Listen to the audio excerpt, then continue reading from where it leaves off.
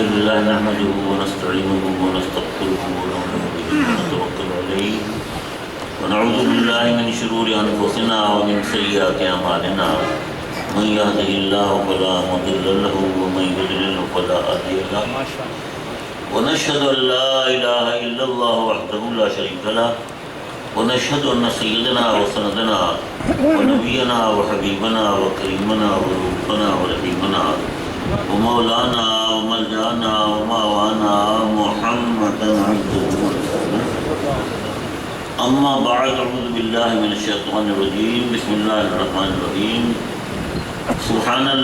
سبحان الذي أسرى بعبده ليلا من المسجد الحرام إلى المسجد الأقصى الذي باركنا حوله لنريه من آياتنا إنه سميع بصير.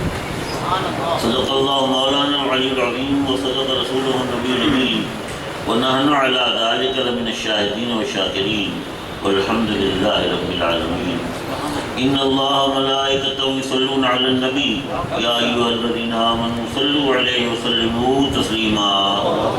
اللهم صل على سيدنا محمد وعلى آل سيدنا محمد. الصلاة والسلام عليك يا سيدي يا رسول الله والسلام عليك وعلى آلك وأصحابك يا سيدي يا حبيب الله. واجب الاحترام علماء کرام، معزز حاضرین، پیارے دوستوں بھائیوں، ہم اس وقت اپنے بڑے محبوب و محترم حضور تعالیٰ کے جانثار مرید اور استاد الحفاظ حضرت عابد محمد بن بڈا سعیدی کی سالانہ فاتحہ میں حاضر ہیں، اور مجھے دوستوں نے تقاضا کیا اور حافظ بن بڈا سعیدی سے ان کی محبت، ان کے اخلاص اور ان کی والہانہ وابستگی نے مجھے مجبور کیا کہ میں حاضر ہو جاؤں.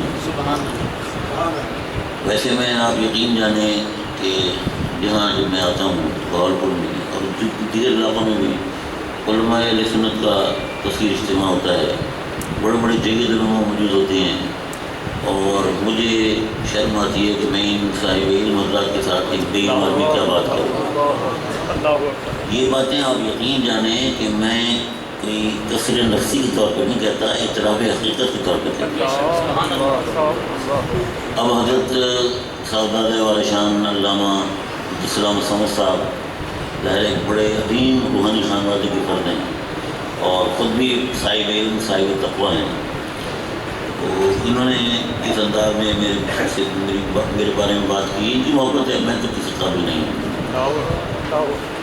حضرت گرامی، میں نے آپ کے سامنے وہ مشہور آیت کریمہ تلاوت کی ہے جن کے بارے میں نے بھی بہت تقاریر کی ہیں، اور علماء کرام، خطبہ اعظام اور بڑے بڑے جید مقررین جو ہیں اس پر خطابات کرتے رہے ہیں.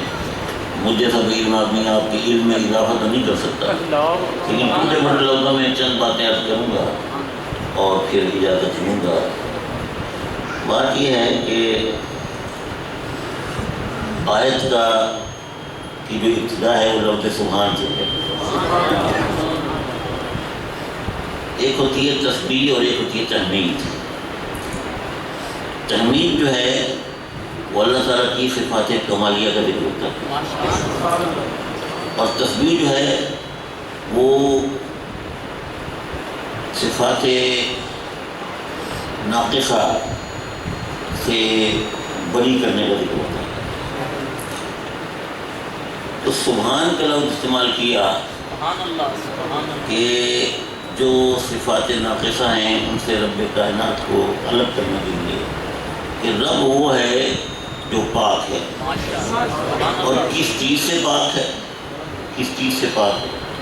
وہ ہر ناطاقتی سے پاک ہے، وہ ہر عیب سے پاک ہے، وہ ہر مجبوری سے پاک ہے، وہ ہر کمزوری سے پاک ہے. اور تحمید جو ہے وہ صفات کمالیہ کا ذکر ہوتا ہے کہ وہ علیم ہے، وہ خبیر ہے، وہ قدرت والا ہے، کمال والا ہے. تو یہاں یہ سبحان کا لفظ جو ہے اس لیے آیا کہ ہر عیب اور ناطاقتی، ضعف اور کمزوری سے رب کائنات کی ذات کو جدا کر دیا۔ دوسرا یہ کہ ایک ہے سیر اور ایک ہے عروج، دو چیزیں ہیں نا، معراج یا عروج۔ تو سیر جو ہے وہ اس زمین پر آنے جانے کو سیر کہتے ہیں، اور عروج جو ہے وہ آسمانوں کی طرف جانے کو کہتے ہیں۔ تو رب کائنات نے سبحان الذی اسریٰ بعبدہ فرمایا کہ پاک ہے وہ ذات جو اپنے عبد مقدس کو سیر کے لیے لے گئی من المسجد الحرام الی المسجد الاقصی، مسجد حرام سے مسجد اقصی تک۔ یہ جو ذکر ہے مسجد حرام اور مسجد اقصی، اس کا انکار کرنا تو کفر ہے۔ اگر کوئی اس سے انکار کرتا ہے تو وہ کافر ہے۔ جب حضور صلی اللہ علیہ وسلم نے اس واقعہ معراج اور موعد معراج کا صبح کو دن میں مکہ شریف میں ذکر فرمایا تو مشرکین مکہ وہ تو سب ظاہر پہلے ہی حضور کے دشمن تھے، حضور کے دشمن تھے، انہوں نے تو انکار کر دیا، بالکل کہا کہ بالکل غلط ہے، معاذ اللہ جھوٹ ہے، بکواس ہے، اس قسم کی انہوں نے باتیں کی حضور صلی اللہ علیہ وسلم کی رات اقدس کے بارے میں۔ حضور کے قلب نازک کو تکلیف ہوئی۔ اب میں جب یہ کہتا ہوں کہ یہ معراج روحانی یا منامی نہیں ہے بلکہ جسمانی ہے، تو اس کے تصدیق تو کفار کی تکذیب سے ہو جاتی ہے، کفار کی تکذیب سے ہو جاتی ہے۔ اگر خواب کی بات ہوتی تو مشرکین مکہ کو اس کی تردید کرنے کی کیا ضرورت تھی؟ میں آپ سے خواب میں کہوں کہ میں خواب میں گیا ہوں، میں مکہ شریف گیا ہوں، مدینہ شریف گیا ہوں، اور میں لندن گیا ہوں، اور میں پیرس گیا ہوں، اور میں فرینکفرٹ گیا ہوں، اور میں پھر نیو یارک گیا ہوں، واشنگٹن گیا ہوں، پھر میں دہلی میں آیا ہوں۔ آپ کہیں گے ٹھیک ہے، خواب میں تو آیا ہوں، خواب میں گئے ہو نا، تو خواب میں تو آدمی کہیں بھی جا سکتا ہے، اس کی تکذیب کی اور تردید کی ضرورت نہیں ہے۔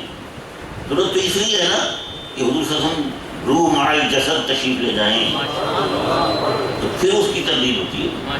تو جب کفار مکہ نے تردید کی تو اس بات کی دلیل ہے، ثبوت ہے کہ حضور روح مع الجسد جسمانی طور پر تشریف لے جائیں۔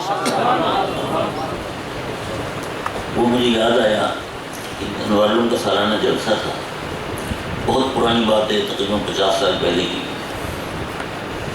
باغ لانگے خان میں جلسہ ہوتا تھا اس وقت، پھر بعد میں تو کونا پہ ہونے لگ گیا۔ تو باغ لانگے خان میں جلسہ تھا اور محدث اعظم ہند حضرت ابوالحامد محمد رحمۃ اللہ علیہ تشریف لائے ہوئے تھے، بڑی حضور سے محبت فرماتے تھے، میرے شیخ کریم سے بڑی محبت فرماتے تھے۔ حالانکہ ابوجی قبلہ ان سے عمر میں تقریباً 20 سال چھوٹے تھے، جوانی کا عالم تھا۔ تو غزالی علماء کا خطاب بھی آپ نے دیا تھا، محدث عالم ہند نے۔ تو وہ معراج کا موقع تھا، جیسے یہ آج میرے 22 رجب ہے، تو آپ ظہر کے بعد کے اجلاس میں تقریر آپ کا خطاب تھا، آپ نے حکایت پڑھی جو معراج سے متعلق نہیں تھی۔ تو مجمع میں سے کسی نے پرچہ بھیجا کہ حضور ہم آپ سے معراج کا ذکر سننا چاہتے ہیں، تو آپ اس کو ذہنی میلان نہیں تھا اس کو بیان معراج کرنے کا، تو آپ نے فرمایا بات یہ ہے، ایک صاحب نے کہا ہے کہ یہ معراج کا ذکر ہونا چاہیے، تو معراج رات میں ہوئی تھی، تو معراج کا ذکر رات میں زیادہ اچھا لگتا ہے۔ تو حضور غزالی نے فوراً کھڑے ہوئے اور عرض کی کہ حضرت کو معراج تو رات میں ہوئی تھی لیکن اس کا ذکر حضور نے دن میں کیا۔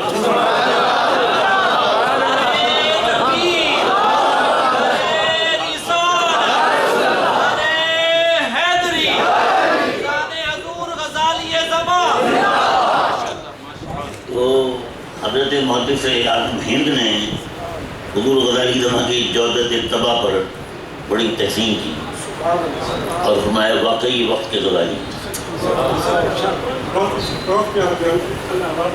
میرے دوستو، میں یہ عرض کر رہا تھا کہ حضور صلی اللہ علیہ وسلم براق پر تشریف لے گئے میرا مسجد حرام سے مسجد اقصی، اور اس کے بعد آپ آسمانوں کو تشریف لے گئے. پہلے آسمان پہ جب پہنچے تو پھر وہاں زینہ حضور کو پیش کیا گیا. حضور اس زینے پہ آپ نے قدم رکھا تو یہ نہیں کہ آپ سیڑھیاں چڑھتے گئے، وہ زینہ آپ کو دوسرے آسمان پہ لے گیا. رب کائنات نے اپنے محبوب کو یہ بھی تکلیف نہیں دی کہ آپ زینہ چڑھیں، وہ زینہ دوسرے آسمان پہ لے گیا. وہاں پہنچے تو پھر زینہ آ گیا، وہ آپ کو تیسرے آسمان پہ لے گیا، چوتھے آسمان پہ اگلا زینہ لے گیا. اس طرح یہ ساتوں آسمان اس طرح زینے پہ طے ہوئے. اور پھر حضور صلی اللہ علیہ وسلم میرے دوستو سدرۃ المنتہا پہ جلوہ گر ہوئے. سدرۃ المنتہا کیا ہے؟ قرآن نے کہا یغشی السدرۃ ما یغشی، اور جب سدرہ کو ڈھانپ لیا اس چیز نے کہ جس نے ڈھانپ لیا، وہ کیا چیز تھی؟ کہ میرے دوستو وہ سدرہ ایک درخت ہے اور وہ بیری کا درخت ہے. وہ اس کی حقیقت ماہیت کیفیت تو اللہ تعالیٰ جانتا ہے. عرش معلیٰ کی جڑ میں وہ بیری کا درخت ہے، اور کتنا عظیم الشان درخت ہے کہ اس کا ایک پتا ہاتھی کے کان کے برابر ہے، اور اس کا ایک بیر مقام ہجر کے مٹکے کے برابر ہے. مقام ہجر اس زمانے میں بڑا مشہور شہر تھا اور اس کے مٹکے بڑے مشہور تھے. جیسے ہمارے یہاں ہوتا ہے کسی علاقے کی کوئی چیز مشہور ہوتی ہے، تو آپ غور کریں کہ وہ سدرہ اس کا ایک پتا ہاتھی کے کان کی برابر اور ایک بیر مقام ہجر کے مٹکے کی برابر، ایسا عظیم و شان درخت. تو میرے دوستو ملائکہ مقربین نے عرض کی بار الہ تیرے حبیب کی سواری آ رہی ہے، ہمیں بھی حضور کا معراج ہو جائے تو ہماری بھی ہمارے حضور کی دیدار ہو جائے تو ہماری بھی معراج ہو جائے. تو رب کائنات ہمایا فرشتو تم سب سدرہ پہ جمع ہو جاؤ، جب میرے حبیب کی سواری آئے گی پھر دیدار کر لینا، تمہاری معراج ہو جائے. میرے دوستو جب سید عالم صلی اللہ علیہ وسلم پہنچے سدرہ پہ تو حدیث میں آتا ہے کہ ہر پتے پر فرشتہ حالت قیام میں موجود تھا، اور جب سید عالم کے چہرے انور کو دیکھا تو ہر فرشتے نے بے ساختہ کہا سبحان اللہ سبحان اللہ. نعرہ تکبیر، نعرہ رسالت، نعرہ خلافت، نعرہ حیدری، فیضان حضور غزالی زمان، فیضان حضور غزالی زمان، مظہر حضور غزالی زمان، مظہر حضور غزالی زمان. سیدی مرشدی یا نبی یا نبی، غلام ہے غلام ہے رسول کے غلام ہے، غلامی ہے رسول میں موت بھی قبول ہے، ہونا عشق مصطفیٰ زندگی فضول ہے. غزال حضور غزالی زمان. زندہ باد. حضور صلی اللہ علیہ وسلم جب سدرۃ المنتہا پہ پہنچے سرکار نے فرمایا تقدم یا جبریل، جبریل آگے بڑھو. جبریل نے عرض کی کہ سرکار میں آگے نہیں بڑھ سکتا، میری حد ہو گئی، اگر میں ایک پورے برابر آگے بڑھوں تو جل کے خاک ہو جاؤں. اللہ رب العزت کی انوار و تجلیات کی وہ بھرپور بارش ہے کہ میں اسے برداشت نہیں کر سکتا. میری تو یہاں منزل یہی ہے. تو پھر حضور صلی اللہ علیہ وسلم جبریل کو پیچھے چھوڑ دیا، حضور آگے تشریف لے گئے. آج لوگ کہتے ہیں کہ حضور ہم جیسے تھے ہم جیسے تھے، اور میں کہتا ہوں طائر سدرہ جبریل بھی حضور جیسا نہیں، اور جبریل نے خود اپنے آپ کو حضور جیسا نہیں سمجھا اور خود کو حضور جیسا نہیں سمجھا. اس میں دو بڑا نازک فرق ہے. اپنے آپ کو حضور جیسا نہیں سمجھا. اگر جبریل اپنے آپ کو حضور جیسا سمجھتے تو حضور تو آگے بڑھ رہے تھے نا، جبریل بھی بڑھ جاتے، اور جبریل سمجھتے کہ حضور کو کچھ نہیں ہوگا مجھے بھی کچھ نہیں ہوگا. لیکن جبریل آگے نہیں بڑھے اس لیے کہ اپنے آپ کو حضور جیسا نہیں سمجھنا، اور حضور کو اپنے جیسا نہیں سمجھا. اگر حضور کو اپنے جیسا سمجھتے تو جبریل کو پتا تھا میں آگے بڑھوں گا تو جل جاؤں گا، تو حضور کو بھی روک لیتے کہ حضور آپ آگے رہ جائیں. میں آگے جاؤں گا تو جل لوں گا، آپ بھی جانے جل لیں گے۔ جبریل نے حضور کو روکا نہیں، خود آگے بڑھے۔ میرے دوستو ماننا پڑے گا کہ جبریل جو ہے وہ بھی حضور کو اپنے جیسا نہیں سمجھتا اور حضور کو اپنے جیسا نہیں سمجھتا۔ یہ آج کا 2-4 کتابیں پڑھنے والا آدمی کہتے ہیں حضور ہم جیسے تھے۔ تو حضور صلی اللہ علیہ وسلم میرے دوستو آگے تشریف لے گئے اور حضور صلی اللہ علیہ وسلم کے عرش معلیٰ پہ جلوہ کر گئے۔ وہ عرش معلیٰ جو اللہ رب العزت کے حسن جمال اور اس کی عظمت و جلال کی سب سے بڑی جلوہ گاہ۔ حضرت موسیٰ کو تو کہا گیا کہ وادی طویٰ میں جوتے اتار کر آؤ، لیکن حضور صلی اللہ علیہ وسلم کو جوتے اتارنے کا حکم نہیں ہوا۔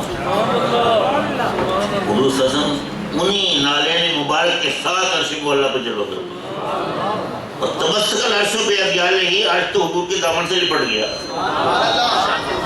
زبان حال سے اس نے کہا میرے آقا مولا کتنے عرصے سے آپ کے قدوم میمنت لدوم کے لمس کے لیے تڑپ رہا ہوں، آپ نے جلوہ گری فرمائی تو آج میری بھی معراج ہو گئی۔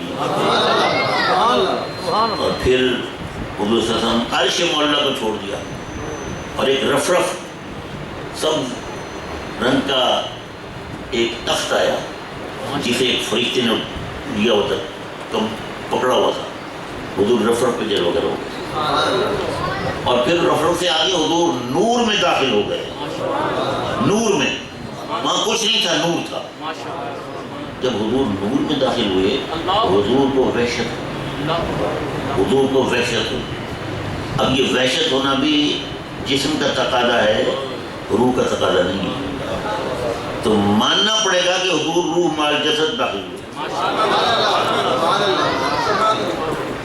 میرے دوستو روح کو وحشت ہوئی تو اس جب وحشت ہوئی تو حضور کو ایک آواز سنائی دی جو حضرت صدیق اکبر کے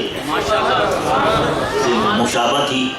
لوگ صدیق اکبر کے بارے میں باتیں کرتے ہیں، میرے دوستو صدیق اکبر جیسا کائنات میں کوئی ہے ہی نہیں۔ افضل البشر بعد الانبیاء جبتا میرے شیخ کریم جمعے کے ہر خطبے میں یہ الفاظ کو ادا کرتے، افضل البشر بعد الانبیاء جبتا۔ ابو بکر کی فضیلت سے علی کی فضیلت میں کمی نہیں ہے۔ علی اپنے مقام پر ہیں، ابو بکر اپنے مقام پر۔ اور میرے شیخ کریم فرمایا کرتے تھے کہ میرے دل میں عظمت ابو بکر کی ہے، محبت علی کی ہے۔ کیسا توازن تھا، کیسا توازن۔ تو میرے دوستو حضور صلی اللہ علیہ وسلم نور میں جب جلوہ گر ہوئے تو انہیں آواز آئی جو صدیق اکبر کی آواز کو مشابہ تھی، قف یا محمد ان ربک یصلی۔ اے محمد صلی اللہ علیہ وسلم آپ ٹھہر جائیں، آپ کا رب صلاۃ پڑھ رہا ہے، ان ربک یصلی۔ تو حضور صلی اللہ علیہ وسلم کا مان خیال صلاۃ کے عام معنی یعنی نماز کی طرف ہوا تو آپ نے سوچا ہے میرے رب بھی نماز پڑھتا ہے۔ تو صدیق اکبر سے مشابہ آواز اور حضور کی وہ وحشت جو تھی حیرت میں بدل گئی، وہ وحشت حیرت میں بدل گئی۔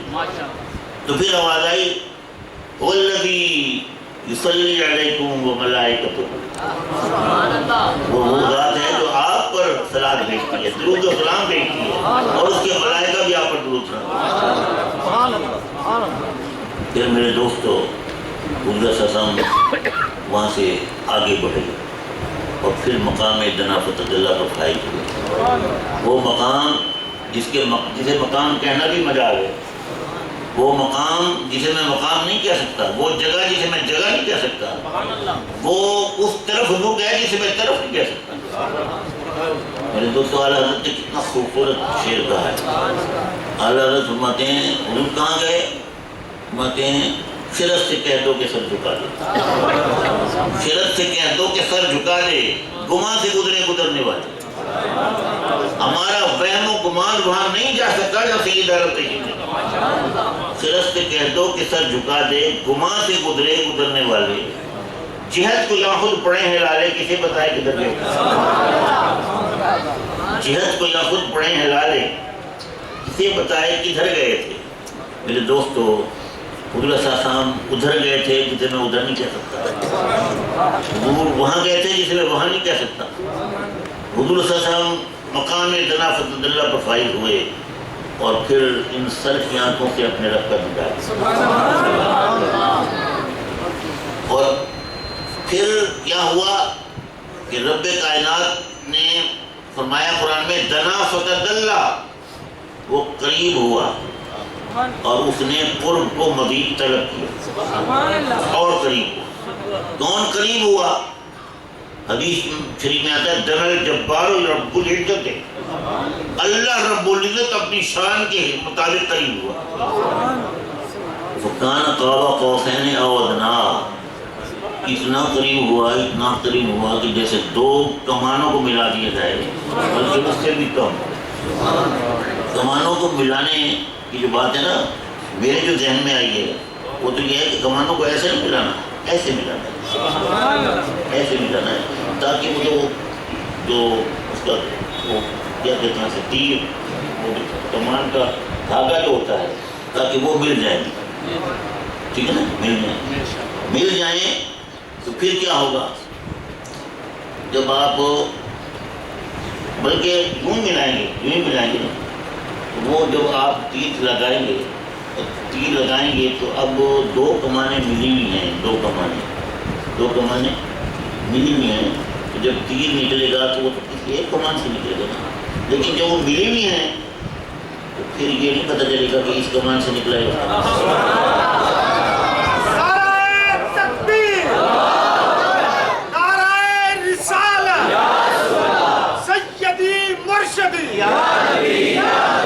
سیدی مرشدی آستانہ عالیہ سعیدیہ کاظمیہ مظہر غزالی زمان، مظہر غزالی زمان۔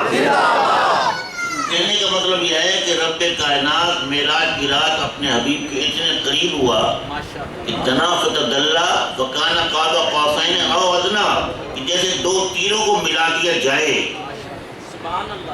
تو ان میں کوئی فاصلہ نہیں رہتا۔ تو یہ تینوں کا استعارہ کیوں استعمال فرمایا؟ اس لیے کہ اس زمانے میں کیونکہ قرآن جو ہے وہ عربی مصطلحات اور محاورات میں نازل ہوا ہے، تو وہاں یہ دستور تھا کہ جو قبیلے آپس میں لڑتے تھے، ایک دوسرے کو مارتے تھے، قتل و غارت کا بازار گرم کرتے تھے، جب ان میں صلح ہوتی تھی تو وہ ان کے سردار جو تھے، وہ سردار ایک سردار اپنا تیر اور اپنے کمان اور دوسرا سردار اپنا کمان وہ ملاتے تھے اور دوسرے تیر چلاتے تھے۔ تو اب یہ نہیں پتہ چلتا تھا کہ اس کمان سے نکلا اس کمان سے نکلا، تو گویا وہ یہ کہتے تھے کہ اے لوگوں دیکھ لو، اب ہماری صلح ہو گئی ہے، ہماری دوستی ہو گئی ہے، اب اس کی کمان کا نکلا ہوا تیر اس کا تیر نہیں، وہ میری کمان کا تیر، میری کمان کا نکلا ہوا تیر میرا تیر نہیں، وہ اس کی کمان کا تیر۔ تو گویا رب کائنات نے فرمایا کہ دنیا والے دیکھ لو، آج میں نے اپنے حبیب کو وہ قرب تام عطا فرمایا ہے، وہ قرب تام عطا فرمایا کہ میرے حبیب کی کمان کا نکلا ہوا تیر میرے حبیب کا تیر نہیں، میرا تیر، اور میری کمان کا نکلا ہوا تیر میرا تیر نہیں، میرے حبیب کا تیر۔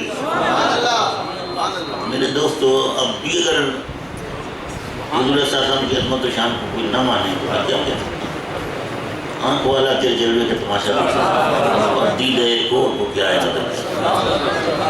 پھر اللہ رب العزت نے فرمایا انہ هو السمیع البصیر، وہی سننے والا ہے اور وہی دیکھنے والا ہے۔ یہ انہ کی ضمیر جو ہے یہ حضور صلی اللہ علیہ وسلم کی طرف بھی ہے اور رب کائنات کی طرف بھی ہے۔ اگر رب کائنات کی طرف یہ ضمیر ہو تو اس کا اور مطلب ہے، اور حضور صلی اللہ علیہ وسلم کی اگر ہو تو اس کا اور مطلب ہے۔ انہ هو السمیع البصیر کا مطلب اگر حضور کی طرف کرے اس کو تو اس کا مطلب ہوگا کہ حضور صلی اللہ علیہ وسلم اپنے رب کی حسن جمال کے جلووں کو دیکھ رہے تھے اور جو کچھ رب فرما رہا تھا اسے سن رہے تھے، کوئی اور نہ سننے والا تھا اور نہ کوئی اور دیکھنے والا تھا۔ رب کائنات اپنے حبیب کریم علیہ السلام کی جو خوف معراج کی رات رب کائنات نے وہ وحی فرمائی جو کبھی وحی فرمائی ما اوہا، ماں جو ہے اس کی عظمت پہ دلالت کرتا ہے کہ ایسی وحی کبھی نہیں فرمائی جو معراج کی رات میں۔ تو رب کائنات اپنے حبیب کی وحی کو، اپنے حبیب کے فرمودات کو، ارشادات کو سن رہا تھا، اور حضور صلی اللہ علیہ وسلم سن رہے تھے، اپنے مالک و خالق کے فرمودات کو سن رہے تھے، اور رب کائنات کے حسن جمال کی جلووں کو دیکھ رہے تھے۔ نہ کوئی سننے والا تھا، نہ کوئی اور دیکھنے والا تھا۔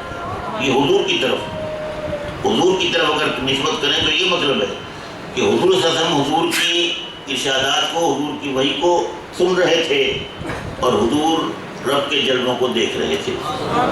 اور اگر رب کی طرف ہو، انہ وہ سمیع بصیر کے رب ہی سننے والا اور دیکھنے والا ہے، تو اس کا کیا مطلب ہوگا کہ رب کائنات اپنے حبیب کی عرض و معروض کو سن رہا تھا۔ حضور صلی اللہ علیہ وسلم اپنے رب کی بارگاہ میں جو عرض معروض کر رہے تھے، جو درخواستیں پیش کر رہے تھے، رب انہیں سن رہا تھا، اور رب کائنات اپنے ہی جلووں کو حقیقت محمدیہ کے آئینے میں دیکھ رہا تھا۔ اپنے ہی جلووں کو حقیقت محمدیہ کے آئینے میں دیکھ رہا تھا، نہ کوئی اور دیکھنے والا تھا، نہ کوئی اور سننے والا۔ اعلیٰ حضرت نے کیا خوب بات کہی ہے، فرمایا وہی اول، وہی آخر، وہی اول، وہی آخر، وہی ہے باطن، وہی ہے ظاہر، وہی ہے اول، وہی ہے آخر، وہی ہے باطن، وہی ہے ظاہر، اسی کے جلوے، اسی سے ملنے، اسی سے اس کی طرف گئے۔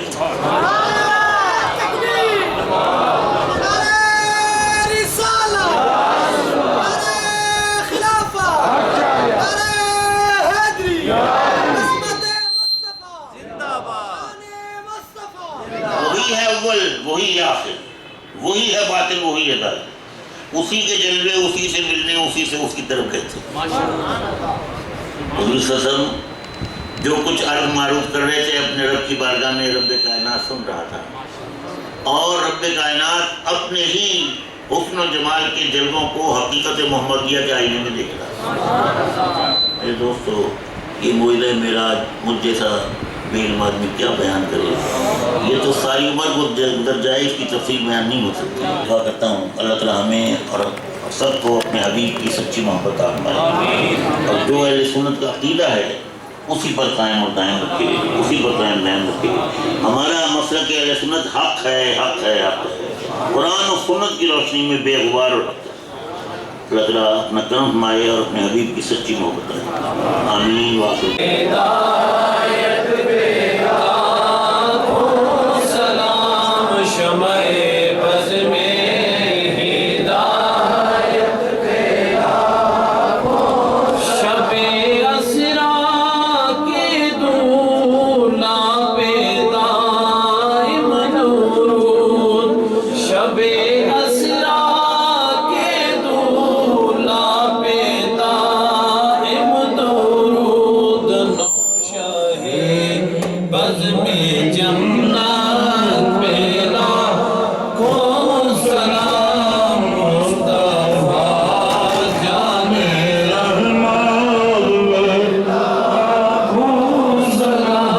شمع بزم